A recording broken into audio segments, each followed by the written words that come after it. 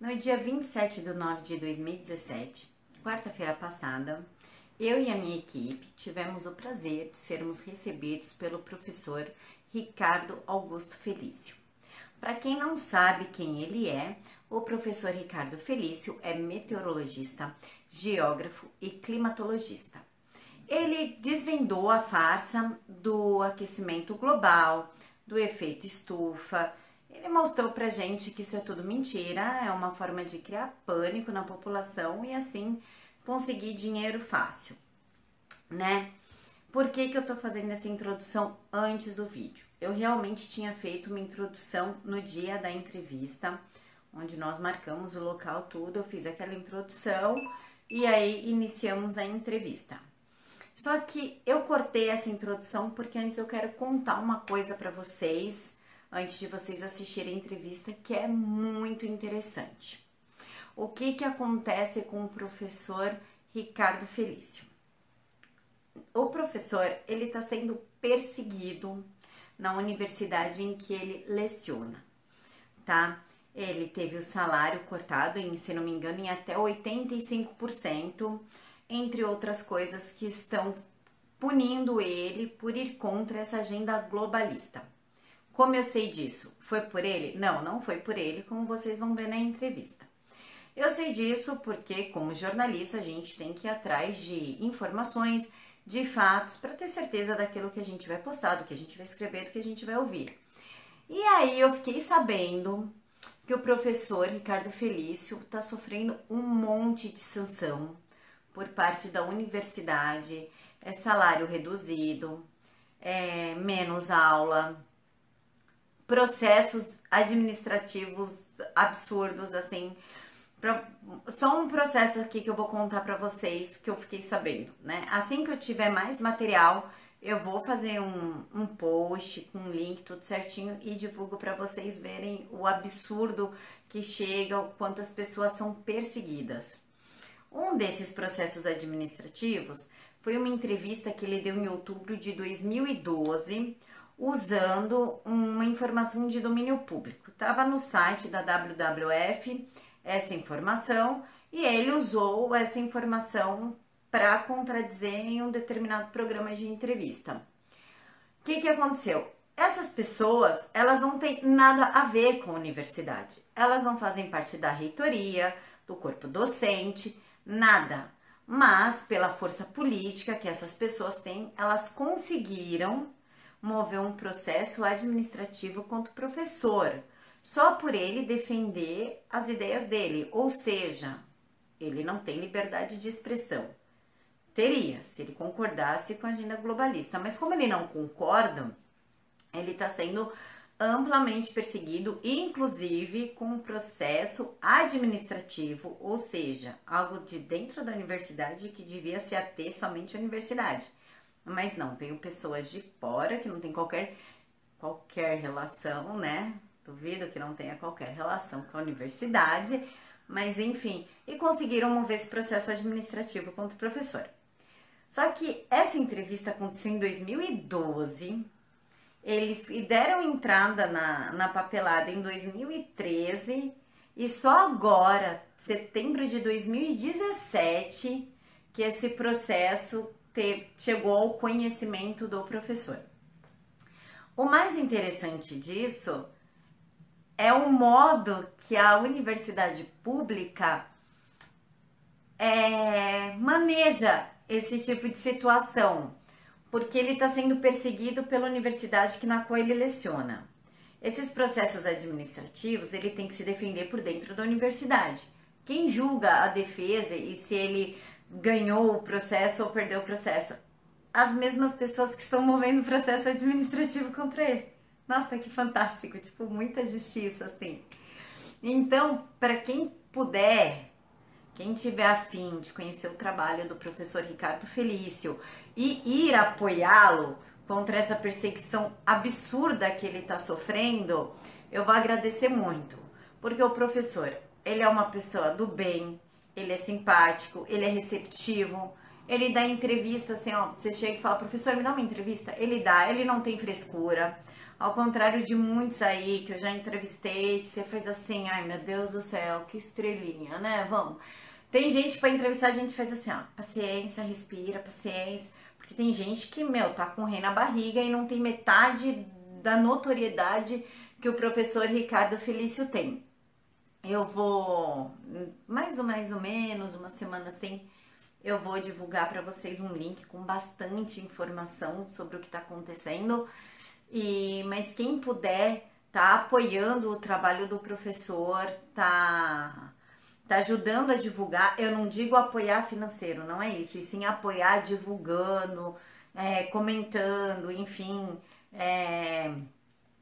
divulgando o trabalho dele mesmo, para as pessoas terem conhecimento de quem ele é e do real trabalho dele, que não tem nada a ver com o que falam de charlatanismo, de que ele não tem provas. Ele tem provas, ele tem um estudo sério, embora a universidade tenha cortado a possibilidade dele estar fazendo pesquisa, mas ele banca ali do bolso dele para estar com as pesquisas, e o currículo dele é incrível.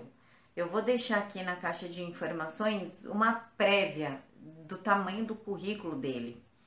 E então, pessoal, eu vou agora colocar a entrevista para vocês e peço para quem puder, para quem quiser, que apoie o professor Ricardo Felício.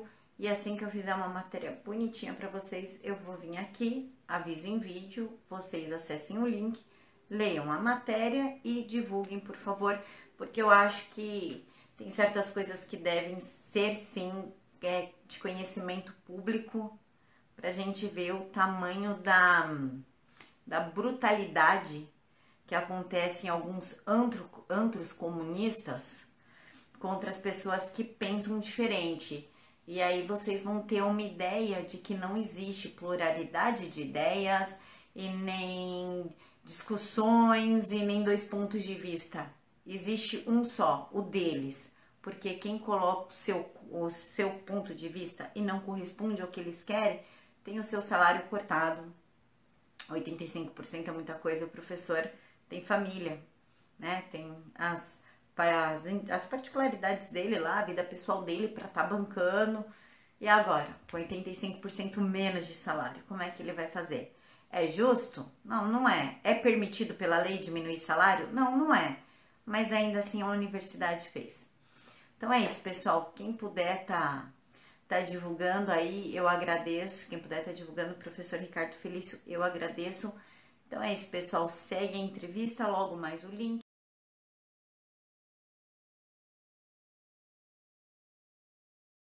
Professor, qual o impacto que essa agenda causa na sociedade e qual a melhor forma de desmistificar esse assunto para a grande parcela da sociedade que não tem conhecimento profundo sobre o assunto?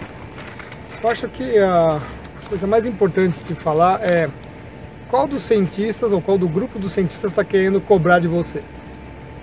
Esse é o grande ponto, né? Porque os cientistas que defendem a hipótese fraudulenta, completamente fraudulenta, porque ela não se sustenta cientificamente, sobre que o homem mudar o clima da Terra através do gás CO2, causando efeito estufa e tudo mais, é que eles estão querendo nortear políticas públicas, ou seja, estão servindo de legitimação para políticas públicas que vão sempre encarecer a vida das pessoas. Tá? Então esse pessoal está defendendo exatamente isso. Quando você vê o pessoal que é ao lado contrário, e fala que isso não tem nenhum fundamento científico, essas pessoas não estão te cobrando absolutamente nada. Eu acho que começa por aí. A célula máter disso é qual dos dois discursos está cobrando da sociedade um preço mais caro. Essa história de aquecimento global, ela surgiu da onde por...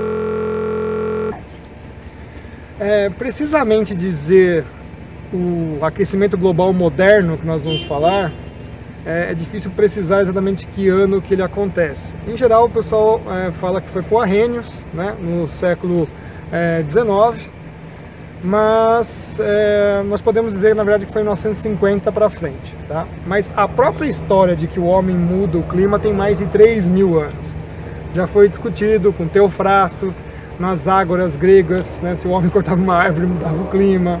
No Senado romano já foi discutido isso. Então toda hora volta essa discussão entre a sociedade quando se torna mais organicista e mais tecnicista, né? Então o pessoal acha que vamos mudar o mundo por causa que fazemos alguma coisa na natureza e passa-se 1000 anos e nada aconteceu, entendeu? Então é mais ou menos por aí que é a discussão.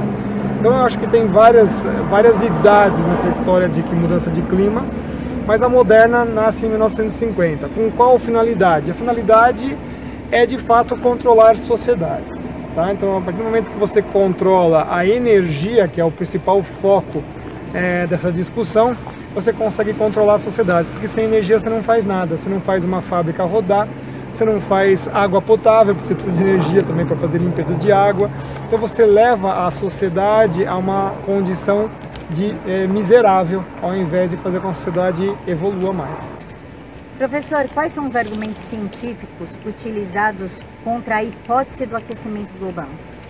A pergunta é bastante interessante, porque na verdade quem levanta a hipótese é que tem que trazer a evidência para provar, né? Então, no nosso caso, a gente está mostrando que eles estão errados justamente pela ausência dessas provas.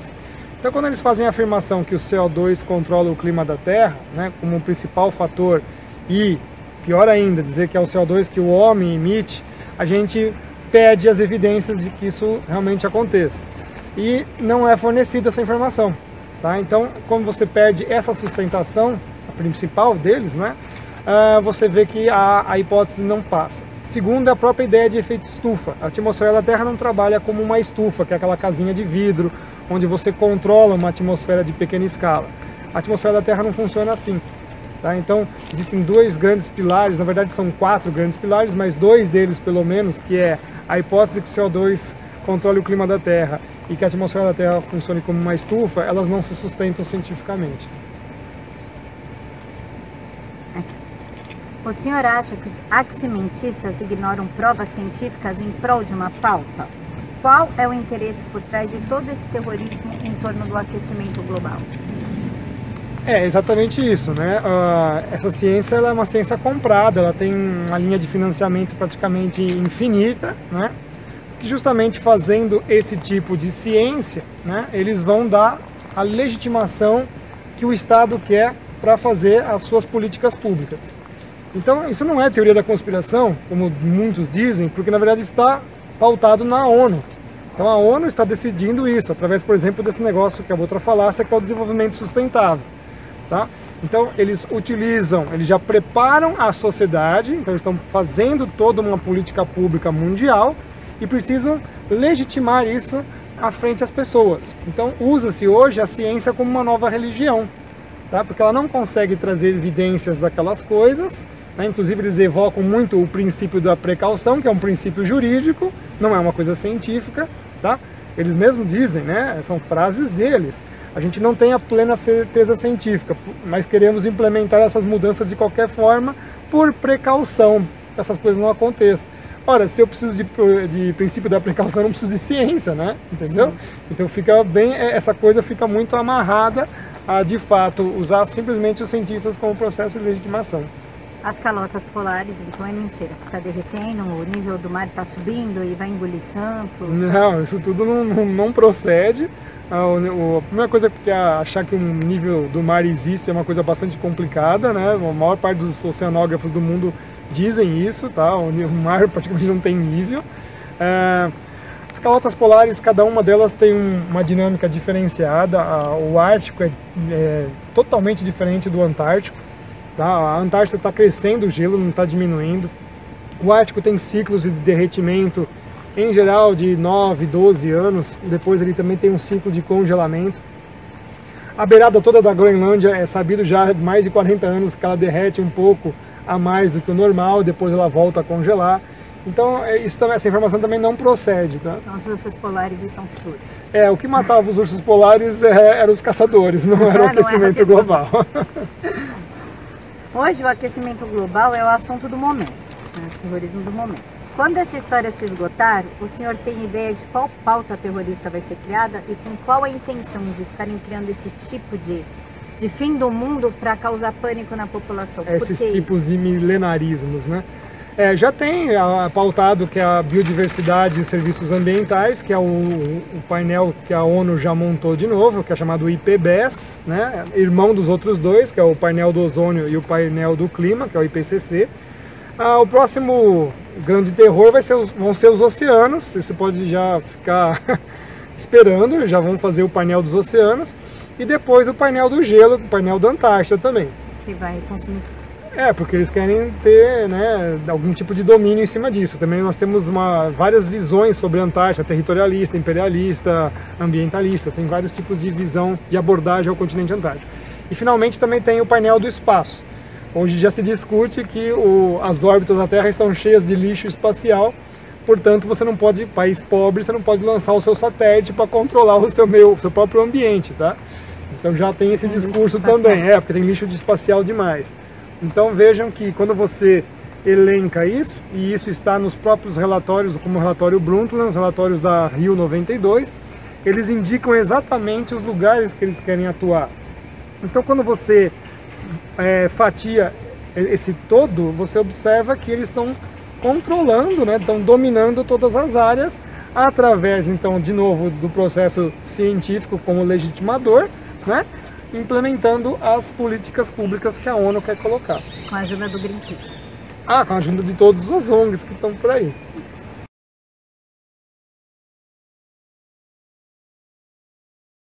Qual a importância da camada de ozônio para a vida terrestre, pra gente? Na verdade, o próprio conceito de camada de ozônio está equivocado, né? Não existe uma camada de ozônio. Na verdade, o que nós temos são nuvens ozônicas que se formam e se desfazem muito rapidamente. É um processo de formação e de destruição muito veloz. Isso já foi verificado já no século XIX, tá? O principal cientista que trabalhou com isso é o Dobson, e ele sempre se espantou com a formação e a destruição do ozônio. Ele publica nos trabalhos deles essa descrição do fenômeno. E de repente, em 1985, ele se tornou um grande problema, né, dizendo que os gases refrigerantes destruíam essa formação de ozônio. Na verdade, não é nada disso, para as pessoas ficarem sabendo exatamente qual que é a verdade. O desodorante também. Mas a verdade é que quando a formação do ozônio necessita de radiação solar, e quando você passa pelos invernos polares, tanto no hemisfério norte quanto no hemisfério sul, você tem a ausência de formação de ozônio e, portanto, na saída do inverno você vai encontrar realmente uma enorme anomalia, ou seja, uma enorme ausência, que não tem nada a ver com a ação humana, tá? É uma ação natural. Eles colocam a culpa mais no gás carbônico, mas as plantas precisam do gás carbônico para produzir oxigênio. O gás carbônico é tido como o grande vilão do efeito estufa. O efeito estufa, ele realmente existe? Então, como a gente tinha comentado antes, ele não existe, né? A própria forma de que eles descrevem esse fenômeno é falaciosa. A do CO2, então, é mais interessante ainda, porque eu tenho o planeta Vênus, que é praticamente todo constituído de CO2, eles falam que lá é a prova de que existe, mas Marte também é. Então não é isso que acontece, né? Você tem uma diferença de pressão muito grande entre as duas atmosferas. E o importante dizer que quando os cientistas fizeram sondagens no planeta Vênus, né, com sondas de mergulho lançadas pelas naves espaciais, eles detectaram que quando a sonda passou por uma pressão similar à da Terra, a temperatura foi de 70 graus positivos. Então, se você for fazer uma analogia de que Vênus está muito mais próximo do Sol do que a Terra, a temperatura de 70 graus Celsius para uma atmosfera é mais fria do que deveria ser. Então o CO2, infelizmente, não faz absolutamente nada. Primeiro que ele nem sequer intercepta essa radiação, ele intercepta a radiação muito mais fria. Mas existe alguma ligação entre o ozônio, entre o efeito estufa, a camada de ozônio e o gás carbônico? Esses três estão interligados? Porque a gente aprende uma coisa em cima da outra, assim. Não teria nada a ver uma coisa com a outra, mas você vê que o discurso ambiental e pseudocientífico começa a atrelar as coisas, não? Mas a diminuição do ozônio causa mais aquecimento global, porque reflete mais no CO2, então eles vão... chega ao ponto de você ver um mesmo pesquisador que trabalhava no painel do ozônio, agora já está trabalhando no painel do clima, então às vezes são as mesmas figuras, né? E às vezes tem pessoas que nem sequer são climatologistas e ganham esse título. Os especialistas. Então o povo pode usar desodorante sem problema nenhum, com né? Com certeza, não tem nenhum problema, ainda mais que hoje o seu desodorante é explosivo, meu amigo. Ele tem butano, propano, essas coisas. Usem desodorante, ninguém merece.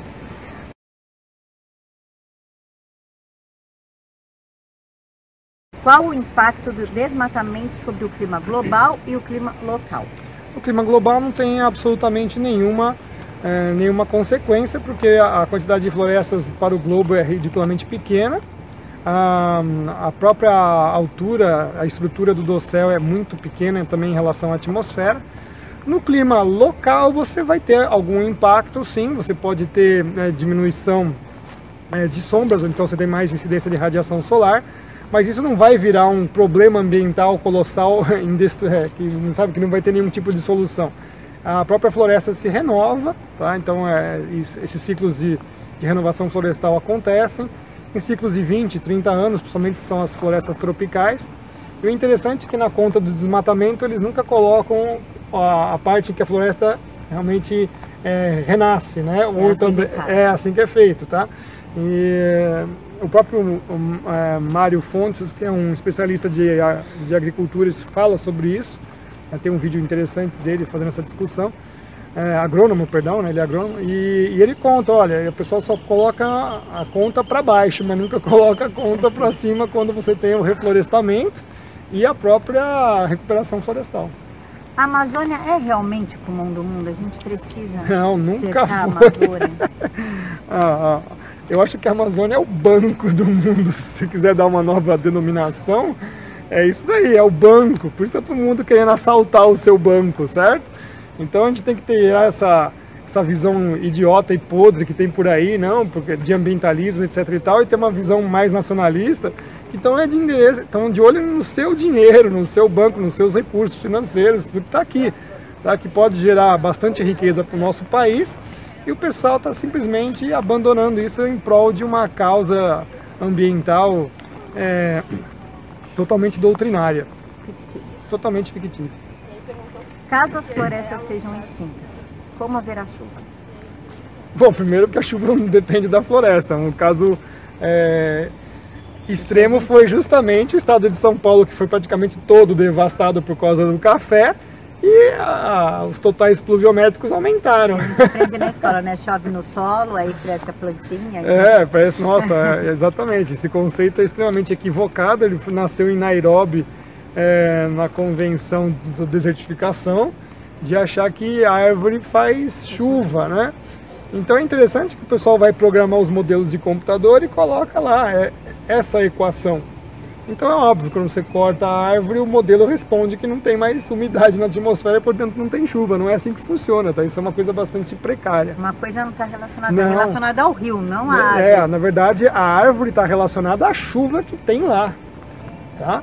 Então, os grandes climatologistas da geografia, eles, para traçarem como era o padrão observado na atmosfera da Terra, porque o ar é invisível, não tem como saber essas coisas, era justamente no reflexo na vegetação.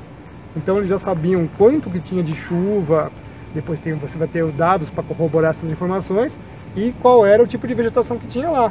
Então, por que tem cacto aqui? Porque essa vegetação só se adapta a tal condição.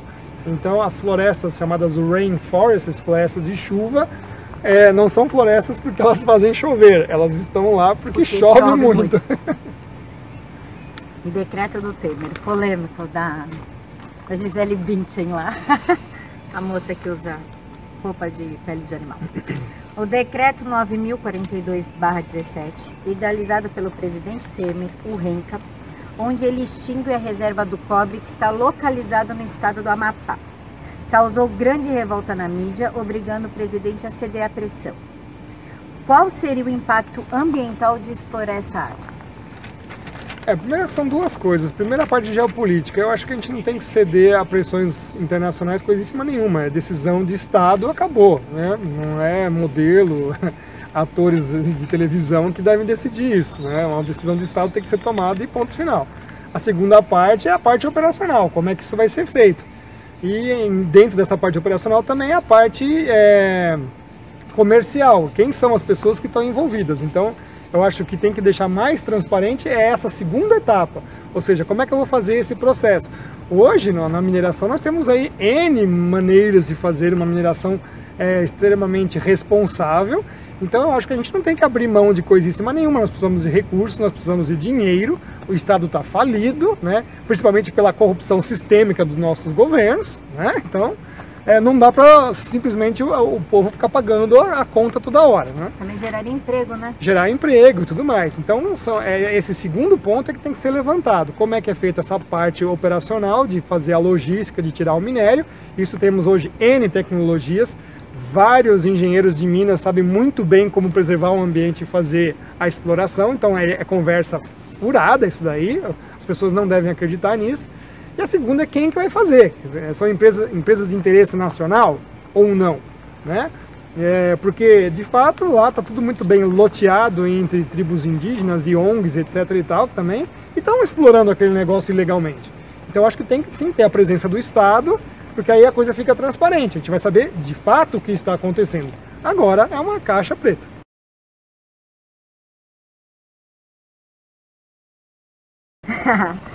Essa história até me assusta, inclusive.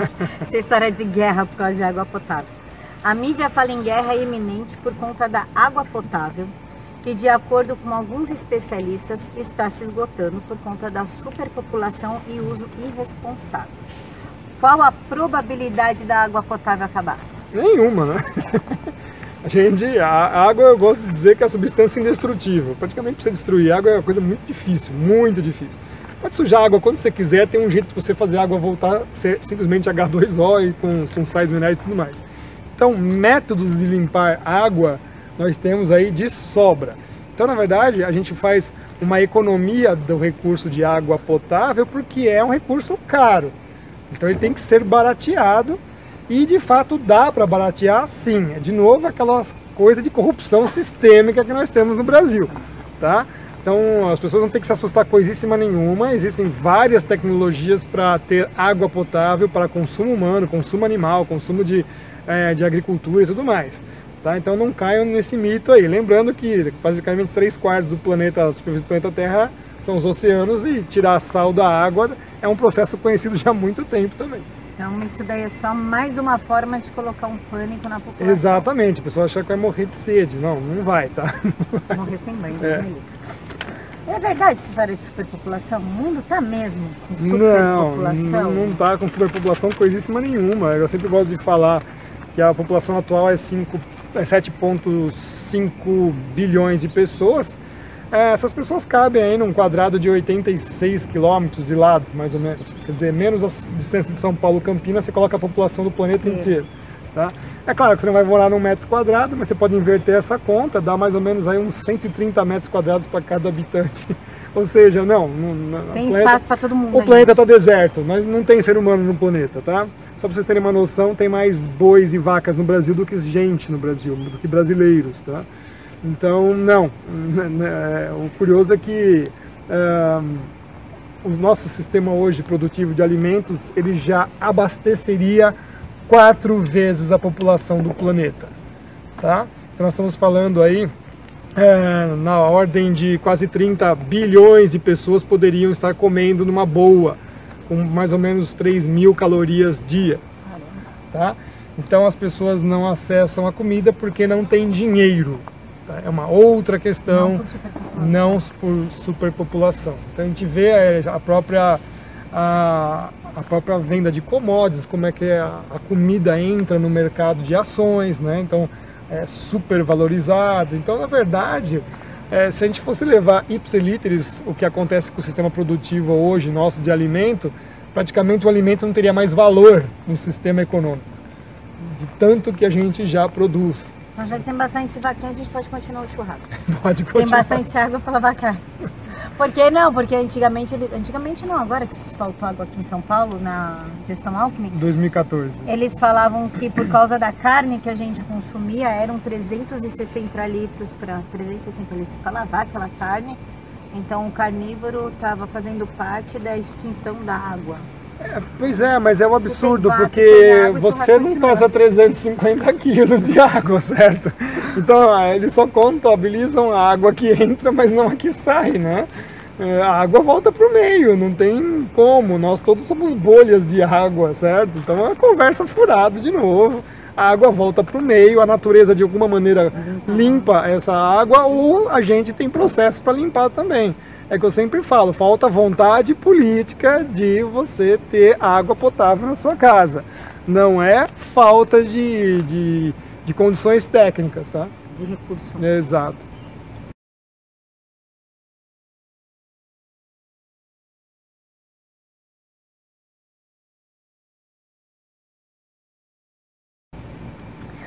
Terra plana e sol frio.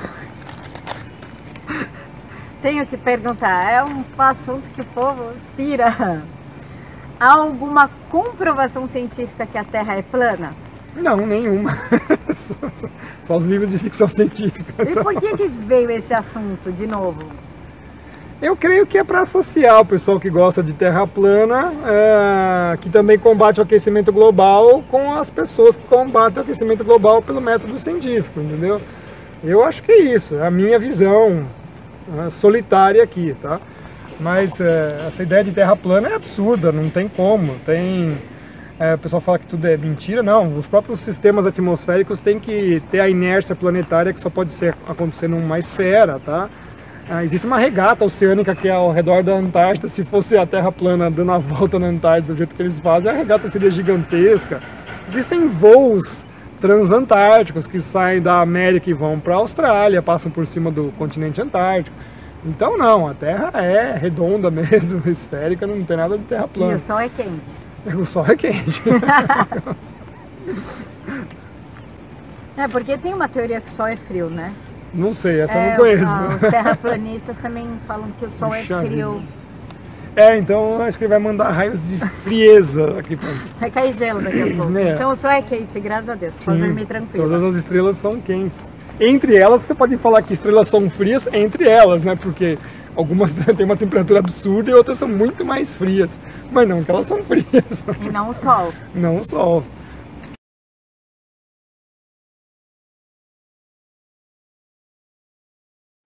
Curiosidade, vida particular. Não, vida profissional. O senhor é docente de uma universidade muito conceituada. Existe a pluralidade de ideias no meio em que o senhor está inserido? Não, de jeito nenhum. Só tem censura aqui. Totalmente censurado. Você não tem nenhum tipo de liberdade de cátedra. Isso, inclusive, foram feitos documentos contra mim dizendo que eu não poderia dizer as coisas que eu falo. É um absurdo, né? Cerceio o meu direito até na constitucional e cerceio o meu direito como pesquisador, que teria a ser universidade, então o universo poderia estar à minha disposição de estudo, né? Então não tem nenhuma liberdade, Já sofreu muitas sanções aqui dentro? O que eu mais sofro é as sanções aqui dentro, é um assédio moral que é instaurado e incentivado, né? O assédio moral aqui dentro da universidade é incentivado, sim. O senhor já sofreu... já acabei de perguntar isso. Vamos para outro. Como o senhor lida com os alunos que são contrários à sua ideia? Porque o povo daqui é bem caloroso para resolver as coisas, né? Eles são bem revolucionários. Não, na verdade, eu tenho as minhas disciplinas, a obrigatória não aborda-se esse tema. Você tem todo um conteúdo programático dentro da climatologia geográfica que não tem nada a ver com esse assunto. Você vê como não tem, ele é ridículo. Mas os alunos não trazem isso de fora para dentro? Não, difícil. E depois eu tenho um outro curso, que é um curso optativo, que aí o discurso é sobre esse assunto. Então, em geral, o pessoal que vai fazer esse curso é um pessoal mais esclarecido, quer saber quais são as vertentes dos cientistas que são críticos a esse assunto, mas a gente tem bastante coisa científica sobre oceanos, sobre cosmoclimatologia, então é bastante tranquilo, não tem essa guerra não, tá? Essa guerra é feita mesmo institucional. Não é nem dos alunos, é da parte é coisa de cima, do andar de cima, porque pelo que a gente vê na televisão, a gente imagina, né, que os alunos aqui são bem acalorados e parece assim, que vão invadir a sala, quebrar tudo, que se discorda. Não, mas então, se você for ver, justamente o perfil da nossa universidade, da filosofia, seria justamente fazer esses tipos de questionamento. Então, na verdade, eu estou na linha certa deles de pensar. Contribuindo com a Exatamente. Agora, ao contrário, é do corpo docente ser contrário ao que eles mesmos pregam, né? É o pensar, o questionar. Exato, isso é muito curioso. Punição real de perder aula, de ser suspenso, o senhor já sofreu? Sim, várias. Corte de salário foi o último, alegando que eu não tenho publicações, que é uma enorme mentira, que a gente prova que é mentira, mas a gente não é ouvido. Tá? Justamente porque, como nós estamos defendendo o nosso ideal, e o nosso ideal mostra que é uma política externa contra o Brasil, né? Então o pessoal trabalha a favor desses agentes externos contra o Brasil. Então uma pessoa como eu, que está defendendo a nação, que está defendendo nossos ideais, ela é mal vista por essas pessoas, então eles vão fazendo todo tipo de sanção. Então o corte de salário foi um deles, né? Então fiquei com os vencimentos reduzidos a mais de 85%. Então corta a tua família, sustenta a tua família e tudo mais. E toda hora tem denúncias vazias, né, com processos aí que administrativos vão sendo formados dentro da universidade, né? Mesmo porque ela coloca no perfil do senhor um monte de artigos que o senhor escreveu. Falar que o senhor não tem publicação. Mas o pior de tudo é não avaliar os que já foram colocados. Eles congelaram a minha produção científica em 2012, para falar que eu não trabalho, né? Isso é um absurdo.